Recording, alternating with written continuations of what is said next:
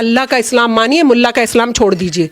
मुसलमान जिस दिन अल्लाह का इस्लाम फॉलो करने लगेगा पुख्ता तरीके से, उसी दिन सब बदलाव आ जाएगा। आप कौन है मुझे बताने वाले कि मैं जहन्नम में जाऊंगी कि जन्नत में जाऊंगी? आपका तो खुद का पता नहीं है मुल्लाओं का कि जहन्नम में जाएंगे कि जन्नत में जाएंगे। क्योंकि हम कीमती सामान है इसलिए ढक के रखना चाहिए। व्हाट द हेल, मैं सामान नहीं हूं, मैं सम्मान हूं देश का और दुनिया का। कुरान में ये नकाब वकाब एंड ऑल का जिक्र ही नहीं है। मैम, जिस तरह से आपने देखा जो ये पूरा का पूरा हिजाब वाला मामला है, अब पाकिस्तान भी कूद पड़ा है कि भारत में अल्पसंख्यक सुरक्षित नहीं। राजवीर भाई, पहली बात तो पाकिस्तान को कोई लेना देना नहीं होना चाहिए, वहां अपने अल्पसंख्यकों की चिंता करनी चाहिए। उन्होंने हमारे अल्पसंख्यकों के साथ क्या किया है? कितने परसेंट थे, कितने परसेंट रह गए?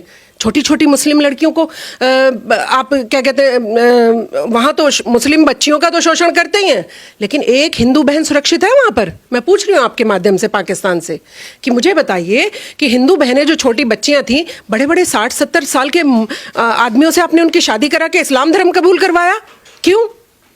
ये है आपके अल्पसंख्यक के विचार, और अब भारत को आप बीच में बात करने आ जाते हैं। मैं कह रही हूँ गेट आउट, आपको कोई लेना देना नहीं है। मेरे देश का जो भी कानून कहता है उसको मुस्लिम फॉलो करेगा। और दूसरी बात, कोई विवाद भी होगा ना, हम निपटा लेंगे अपने आप। भारत में सब सशक्त हैं, सब खुद निपटा सकते हैं। प्रधानमंत्री से मैं अपनी बात खुद कह सकती हूँ, मुझे बीच में मीडिएटर पाकिस्तान की जरूरत नहीं है, इसलिए वो अपनी हद में रहे, औकात में रहे। शबनम जी, एक बात और निकल के आ रही है, ओवैसी साहब भी इस समय मैदान में है कि देखिए किस तरह से मुस्कान का आपने वीडियो देखा होगा। राजनीति राजवीर भाई, आप ये सोचिए मुद्दा क्या था?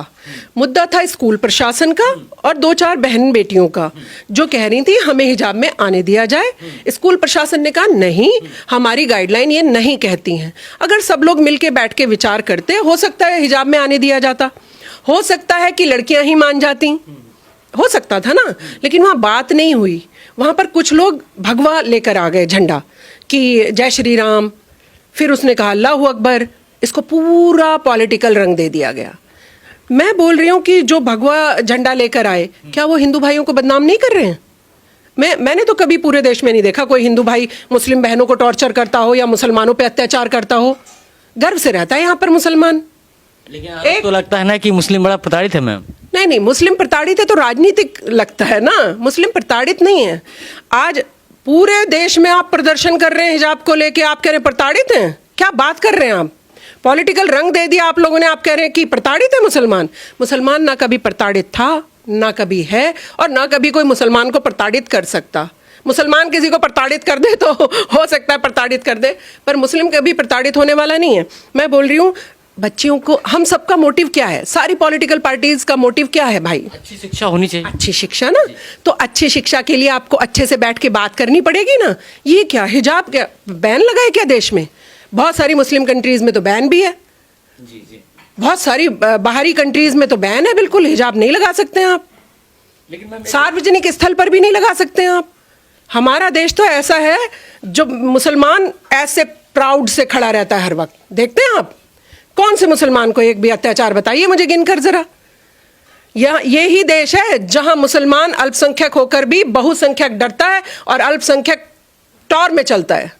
लेकिन प्रियंका गांधी मैदान में है मैम, देख रहे हैं, कह रहे हैं कि बच्चियां हैं चाहे हिजाब पहन। भाई, मैं प्रियंका दीदी के लिए बस इतनी बात कहूंगी, मेरी बड़ी बहन है और बड़े घराने से आती हैं, पॉलिटिशियन भी हैं, बहुत सम्मान करती हूँ मैं उनका।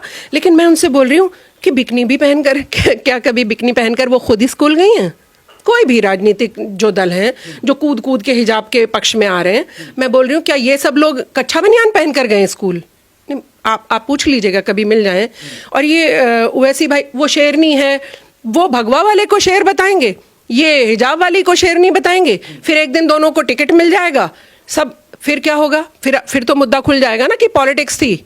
फिर तो मुद्दा खुल जाएगा ना कि हिजाब वाली भी पॉलिटिक्स कर रही थी और भगवा वाले भी पॉलिटिक्स कर रहे थे। मतलब राजनीतिकरण में बच्चों को मत फंसाइए प्लीज। लेकिन मैम, आज की अगर बात करें, अलीगढ़ की एक सपा की एक नेता हैं, वो मुस्लिम महिला है, वो कहती हैं कि अगर हिजाब में किसी ने हाथ लगाया तो हम उसके हाथ काट देंगे।